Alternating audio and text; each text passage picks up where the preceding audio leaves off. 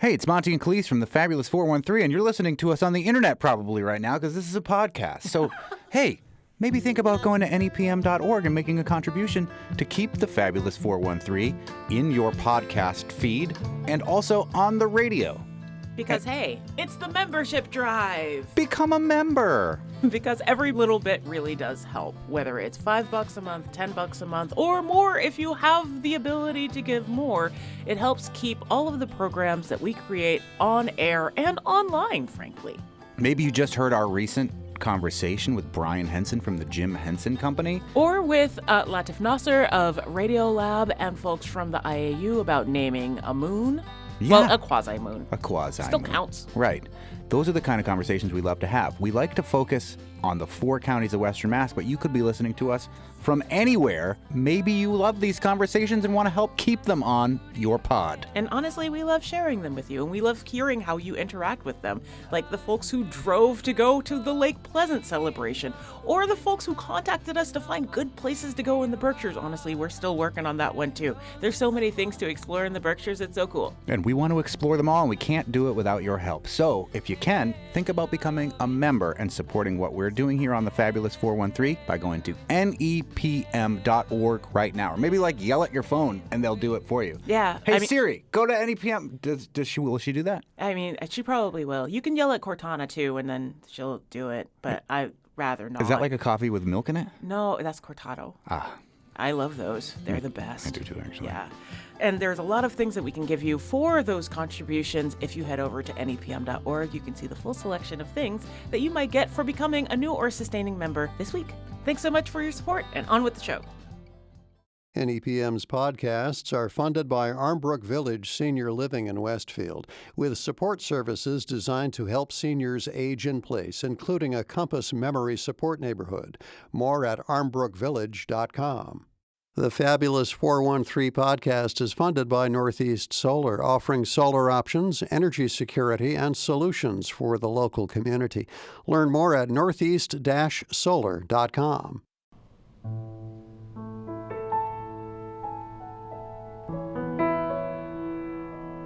This is so cool. This is so cool. We got live intro music. I know. It feels so special.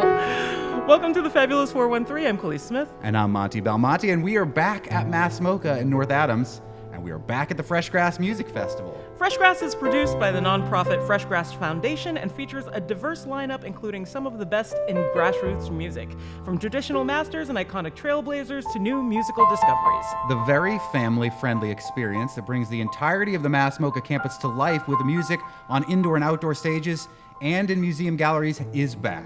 This year's festival is going this evening through Sunday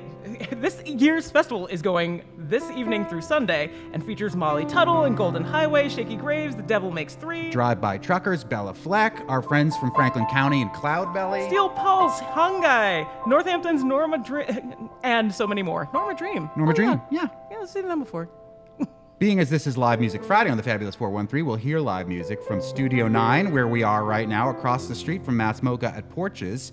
We've got Olivia Komachit, who not only is going to play for us later in the show, but is providing this music right now on the beautiful piano here in Studio 9.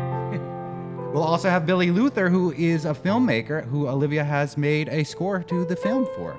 And more live music with Cynthia Sayer, who was commissioned to write a new piece that she'll premiere at the Fresh Grass Concertos program tonight at the festival.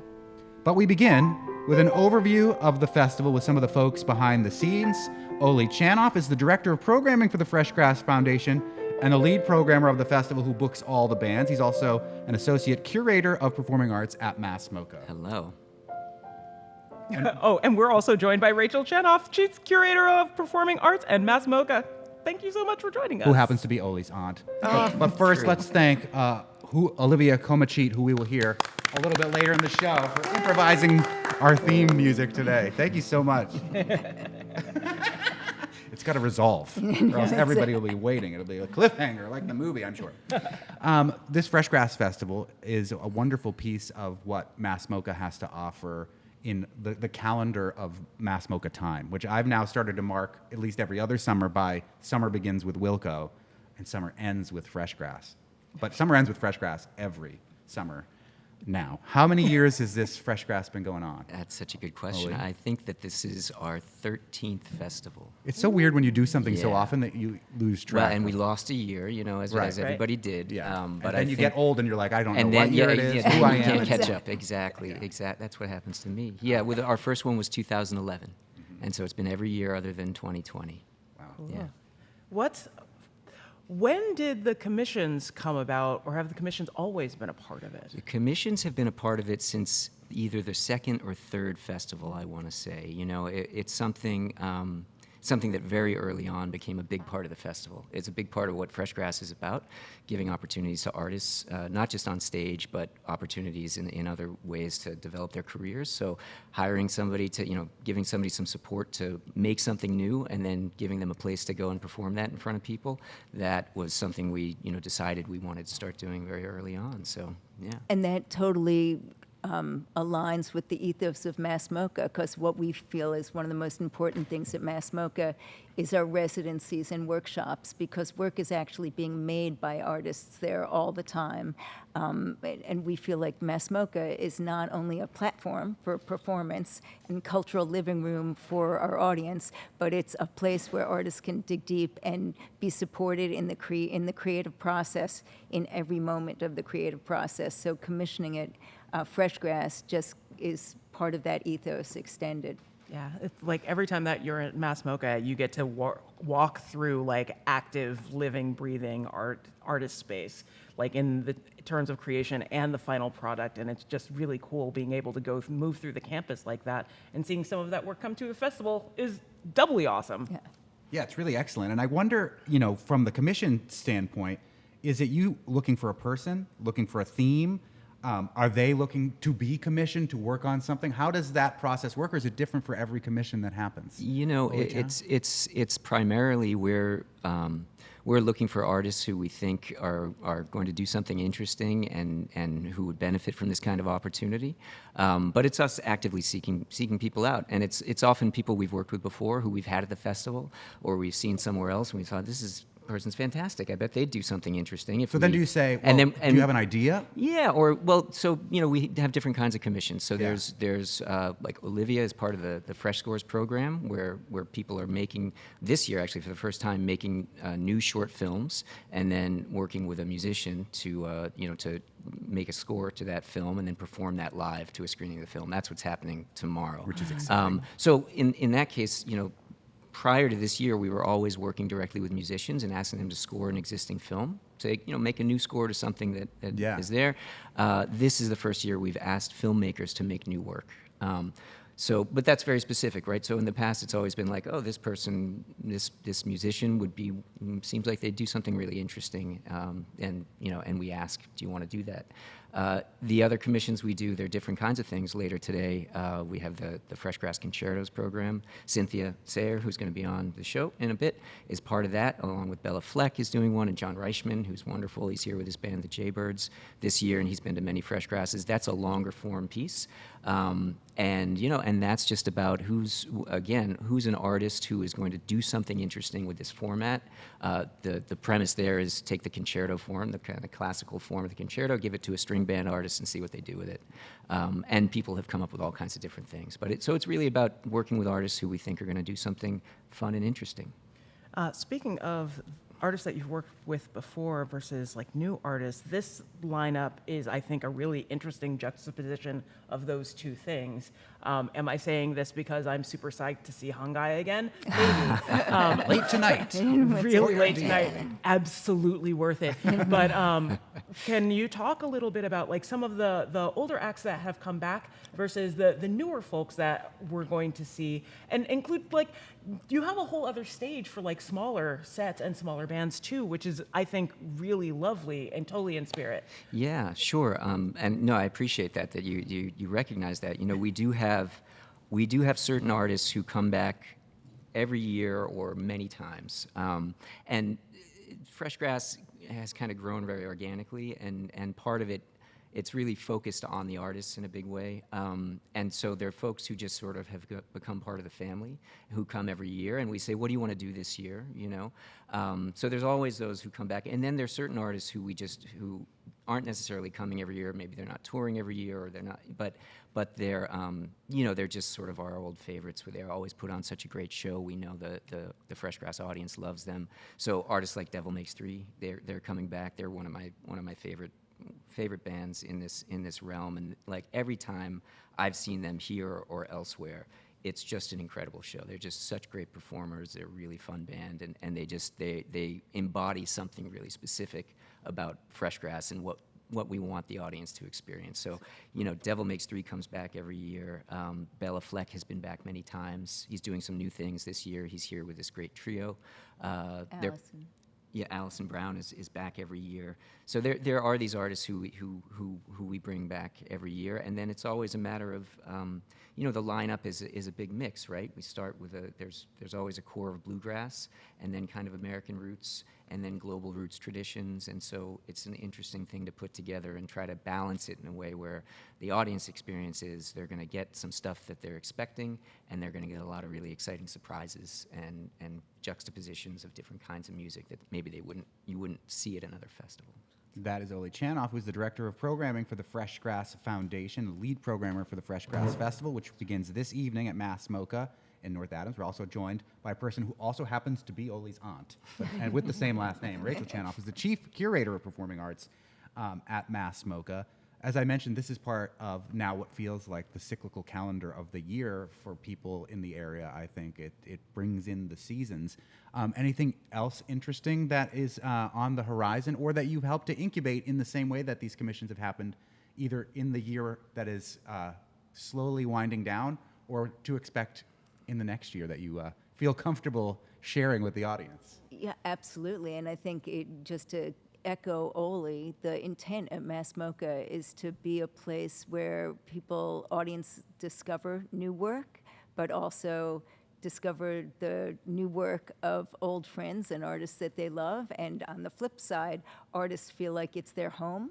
So people come for the first time, artists come for the first time, but we really want it to be a place where artists come back and back and back. And when they are thinking of making new work, they're like, let me go back to Mass MoCA, which is such a key incubator for me, and a place I feel supported and feel like home. So the first season of Mass MoCA, we had a Phil Glass, film, and we're bringing back a Phil Glass film, which I think, just in the spirit of our anniversary season, we're super excited about. And it was interesting because I think having Phil here with this Robert Wilson film 26 years ago, almost 25 years ago, he was the one who kind of spread the word to his ecosystem and his friends, like, oh, there's this place, Mass MoCA, and you could go and work on a new project there, and it would be really cool, and it's in somewhere called North Adams, Massachusetts. And like Laurie Anderson is like, where, what, and then came, and now she makes so much work here.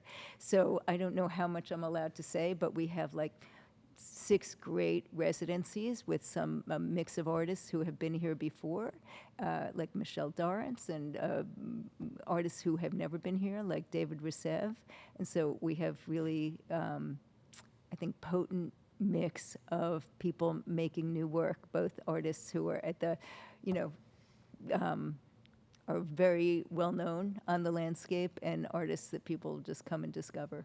It's always exciting because you never know who you might accidentally run into. I came to see an artist talk that was being hosted by Frank Oz, and Annie Lennox walked by. And I was like, where is I?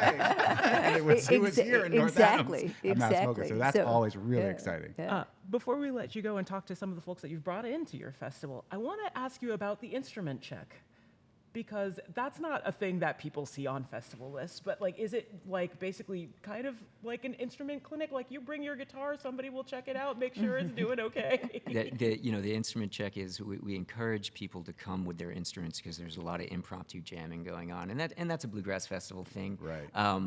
and so we really invite people to come, and there are specific places where they gather, and there's picking circles, and so the check it's a coat check for your instrument, really. But along with having a place to drop it when you're not using it, there are luthiers who are on site, so you can come and get your instrument checked in that other way My that you were goodness. referring to. Checked Yeah. and like a checked. coat check. Checked and checked. You take your guitar, you take your banjo to the doctor because every once in a while it needs a tune-up. Well, I can't wait for this festival. It's such a great time. It does get me a little bit depressed because there's one tree that when you're at Joe's Field, you can look and it changes, I think, earlier than the rest of the trees in the Berkshires, and it means that fall is really Fall is on the coming, way. but, it's bittersweet. And Oli, sometime I got to pick your brain about your bio where it talks about you having a 2 a.m. meal with Lou Reed and his Tai Chi master, because I'm such a big Kung Fu fan. But now is not the time. Maybe next year. Maybe we'll start the show next year with that. Also about this proper way to eat a hamburger, because I have questions and disagreements. Yeah. Thank you, Oli Chanoff and Rachel Chanoff from Fresh Grass and Mass MoCA for welcoming us back here to Studio 9. And for running this great festival every year. It's really fantastic. It's really fantastic. Thank you. you. Thanks for having us Yeah. and for coming back. We love having you. It's our guys. pleasure. Well, later in the show, Cynthia Sayer, who was commissioned to write a new piece that she'll premiere in the Fresh Grass Concertos program tonight at the festival. But up next, Olivia Komachit will be performing the score to a screening of a film by director Billy Luther, who will also join us. You're listening to the Fabulous 413 on 88.5 NEPM. NEPM's podcasts are funded by Armbrook Village Senior Living in Westfield, offering assisted living and compass memory support with evidence-based treatment for those with memory loss. More at armbrookvillage.com. Welcome back to the Fabulous 413. We are here at Studio 9 at Porches across the street from Mass MoCA, where the Fresh Grass Festival is happening all this weekend. We are joined by filmmaker Billy Luther. Billy is a Native American independent film writer, producer, and director. He belongs to the Navajo, Hopi, and Laguna Pueblo tribes. He's made several documentaries and short films. His narrative feature debut, Fry Bread Face and Me, was produced by Taika Waititi and debuted at the South by Southwest Film Festival last year to much acclaim. I'll also add it was down the street at Images Cinema in Williamstown as part of their film festival as well, and their executive director was thrilled to know that Billy is down the street at Mass MoCA right now. Billy got part of his filmmaking education here in the 413 at Hampshire College in Amherst. We are also joined by Olivia Komachit. Olivia is a composer and music producer, a 2021 Sundance Composers Lab Fellow. Olivia worked closely with leading film and television composers on her craft, with creative advisors composing for television, video game, concert music, and feature-length films such as Life of Pi, Little Miss Sunshine, and The Last Samurai. Her original music has been married to films screened at First Americans Museum, the TIFF Film Festival, and latest works on feature film Fry Bread Face and Me. She has once again teamed up with Billy Luther to create a score for his short film that will screen as part of the Fresh Grass Festival. Thanks to you both for joining us. But I think we'll start with a song from music from Olivia.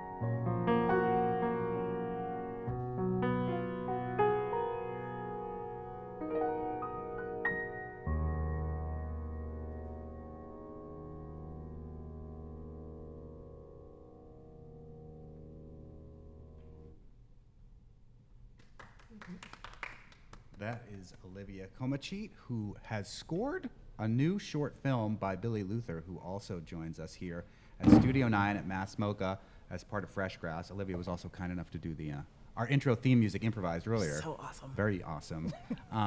Olivia, you were going to set up like a loop station or something here, and then when we heard that the piano was available in Studio 9, we kind of shifted gears. But tell us what you were thinking about doing, or what you might be doing with this score later as part of the festival. Right, so this is my first time performing a silent film live, which is something that I've been dreaming about for forever. And I will be able to do that tomorrow with the loop station. I felt like it made the most sense versus swapping different instruments out for 12 minutes. It's gonna fly by.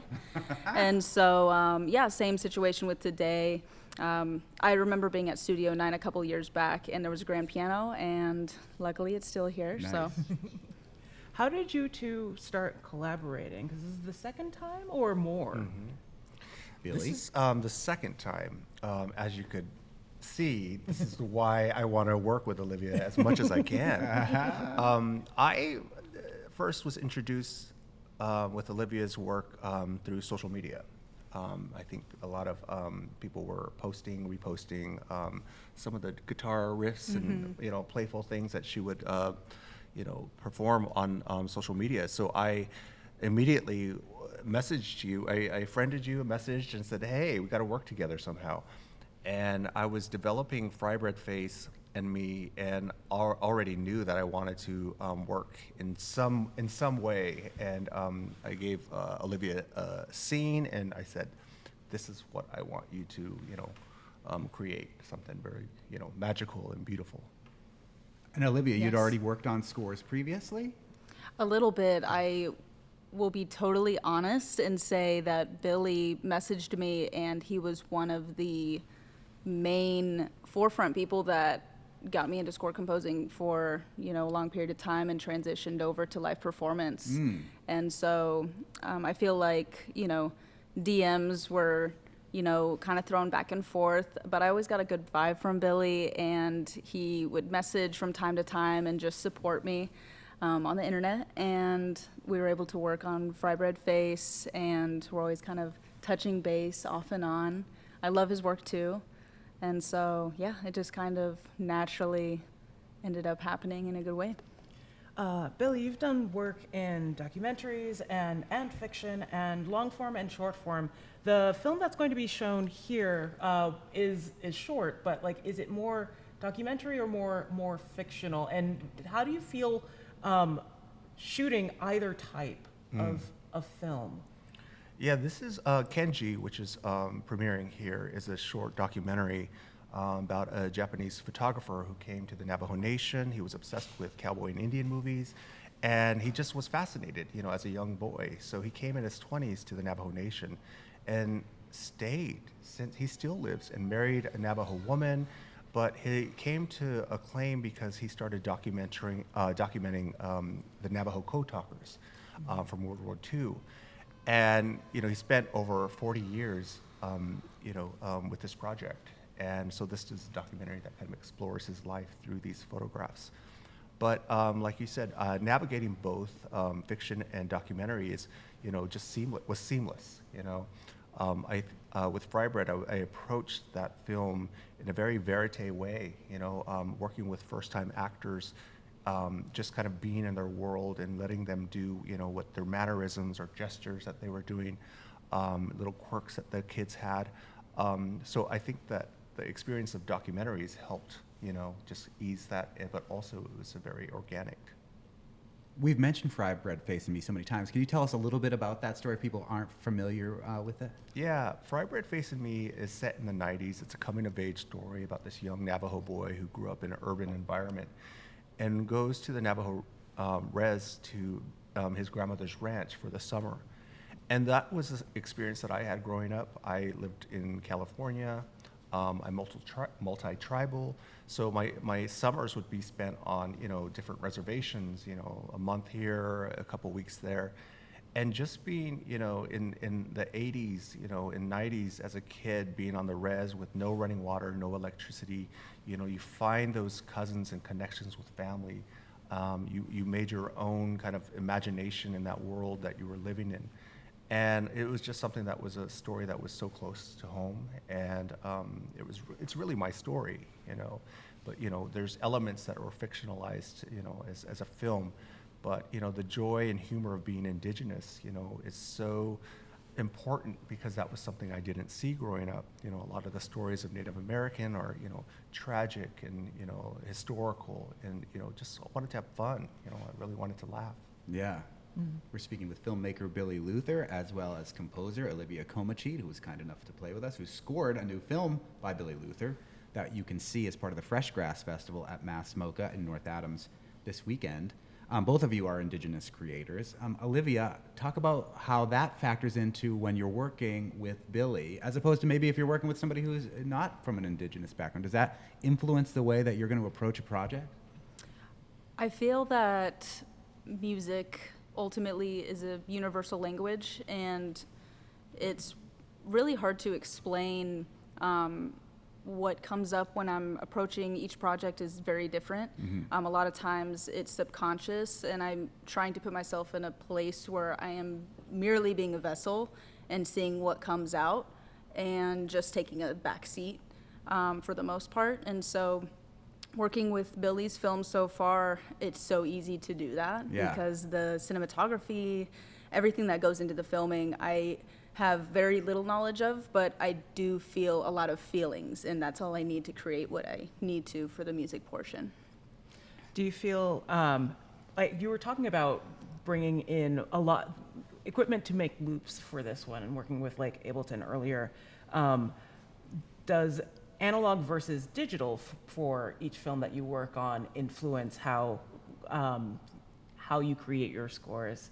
Like, which ones do you decide end up need more acoustic feel than others? It's a great question. I was really thinking about this for the performance tomorrow because I'm so used to wanting to put on a performance where it's got a bunch of percussion in it and it's surprising people. And given that this is a film that is, silent and the music is providing just as much as the film, it's going to be something that I'm really experimenting with for the first time and wanting to do a lot more of. I feel that this one, for the live performance tomorrow, I have yet to talk to Billy to ask, what the ultimate vibe is. Are we doing something specifically aligned with the film that will be what it is in picture when it's final cut, or is this like a different rendition for live specifically? You have to be there to see it kind now? of thing. We are. Be here in an hour. We will. Just so you know, I've been thinking about this. But that's the exciting thing of, with art and film and music is, those are the conversations that you have, and those are the conversations that I love to have. We worked on this project, I shot a month ago, and 2 months ago, and edited for 3-4 more weeks, and handed it off to Olivia. I'm going to be surprised as well. Because you haven't heard it yet. I haven't. No, I've heard little snippets, but that's what's exciting about that, because so cool. we're, and especially, I think sending Olivia the cut too. She didn't know what was going to be presented. So I think it was really, it's been a really cool experience. But I think that's one of the really fun things about film scoring in general is that it's so much conversation between filmmaker and score maker. Like, there has to be that back and forth of is this a hammer, or is this this is, what tools do we actually need to tell this story, both sonically and visibly in this moment? And so it's interesting that this is going to be a little bit of a surprise to everybody tomorrow. It's such a cool way to do it. And we were talking about the commissions before and things like that. And this having an opportunity in a place like this to be able to create together is phenomenal. Yeah. Yes. Does it feel different working together on something shorter than the last time when you were working on a much longer piece? I think this one was specific in working with Olivia. I worked with different composers on Fry Bread, and for this one it was, strictly the two of us and that collaboration that we're having on this project. And I feel that this one's really important to work with, hands-on with Olivia, and I don't necessarily feel that this is different, than the first project, but this is definitely something that I'm really excited about. We're speaking with Billy Luther and Olivia Comachit, who have teamed up to make a short film that we'll be able to see as part of Fresh Grass. Billy, the filmmaker, and Olivia doing the score. Billy, you did mention, that growing up there wasn't a lot of Indigenous representation that you were able to experience as an Indigenous kid, and I'm sure the same as for you as well, Olivia. Things have changed somewhat. I, for one, was feeling that Reservation Dogs was robbed at the Emmys last week, once again. But Facts. yeah, but now you're adding to this conversation as creatives. How does that feel as somebody who had that missing from their childhood, knowing that there are going to be kids who have seen things like Reservation Dogs, who have seen things that Taika Waititi has produced, like Fry Bread, Face and Me, and that you are now those people that are adding to that conversation for the next generation? Yeah, with Reservation, I felt like they really opened a door for a lot of Indigenous youth to create. Even though they didn't win the Emmy, the big win was them being nominated and having that platform. And for myself, Sterling Harjo, creator of Res Dogs, and Taika, and I, knew each other 20 years ago. We were trying to make our films. We were sleeping on each other's couches. We were, doing anything we could to kind of just break through. And it's pretty cool to see, us working and developing shows and content. And that's one of the things is it's important when we do this, but also bring this out to communities, Indigenous communities. So that's what I feel is so important, is bringing these films out to, reservations that don't have Wi-Fi or Netflix, and bringing these screenings to them. Resball's coming out, next week. Yeah. Sydney Freeland, Navajo director. It's an exciting time. I'm developing a couple films right now, and it's people want to see stories that haven't been told before, and that's what's really, Hollywood keeps doing sequels and revivals of films, and people are getting bored with that, So I think that this time right now is an important, and it's a great time. Because representation matters. Sure does. You have a little thought on that before we have to move along, Olivia? Yeah, I'm right there with Billy. It's really exciting to see more representation. I also grew up in a space where it was primarily non-Indian, and then I moved to the reservation, and then I would go back and see family and back and forth. And so I feel that I am now more than ever ready to be a bridge and able to see different perspectives and how to approach the opportunity. And it's refreshing that we don't have, music and score with screeching hawks, flutes, and drums. I think that's the best. That's the best part. It really, yes. Billy Luther, the filmmaker, who has a new short film that you can see and that he will hear the score for the first time along with you tomorrow as part of Fresh Grass. Yeah, at a segment called Fresh Scores. Fresh Scores. Yes. This one's scored Very by fitting. Olivia Komachit, who created a fresh score for us as we started out the show today. Thank you both so much for being here in Studio 9 with us at Porches today. Yeah. Thank you. Thank you. And thanks for your previous collaboration. Fry Bread, Face and Me is really, really lovely. It sure is. Coming up in just a second, more live music from Fresh Grass when we're joined by Cynthia Sayer on banjo, who is commissioned to write a new piece that she will premiere in the Fresh Grass Concertos program tonight here at the festival. You're listening to the Fabulous 413 on 88.5 NEPM. NEPM's podcasts are funded by Armbrook Village Senior Living in Westfield, offering assisted living and compass memory support with evidence-based treatment for those with memory loss. More at armbrookvillage.com. The Fabulous 413 podcast is funded by the UMass 5 College Credit Union, offering co-op advantage checking with cash back on all purchases, plus secure debit card controls, all from the UMass 5 mobile banking app. Insured by NCUA, umass5.coop.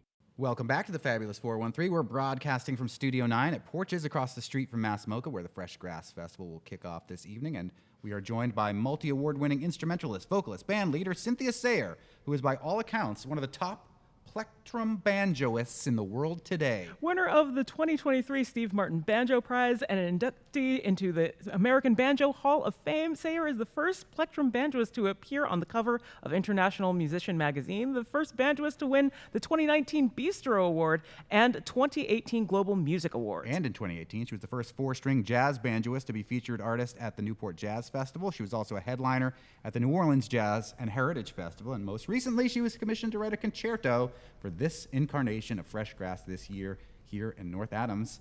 Let's hear some live music this Live Music Friday from Cynthia Sayer. Thank you so much.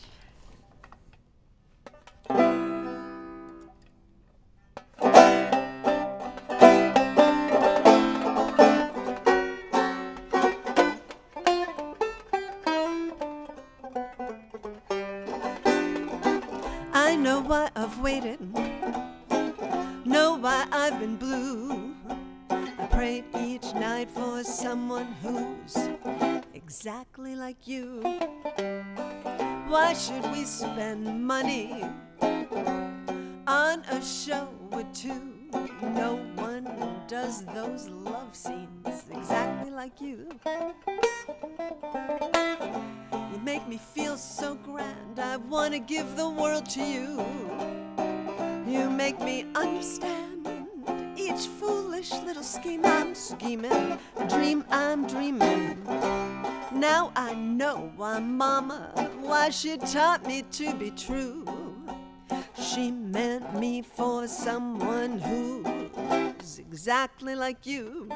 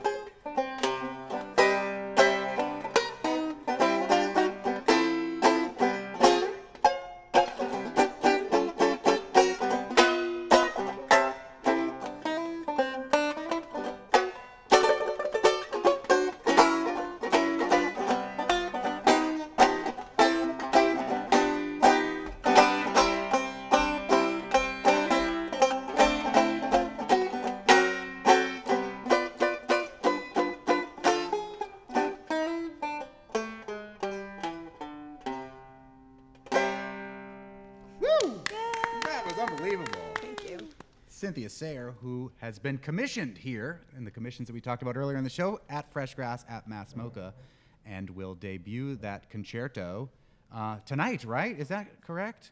Yeah, have a seat over here, Cynthia, and tell us a little bit about what you were commissioned to do. Well, it's the first time anyone's ever asked me to write a banjo concerto, so that was kind of fun.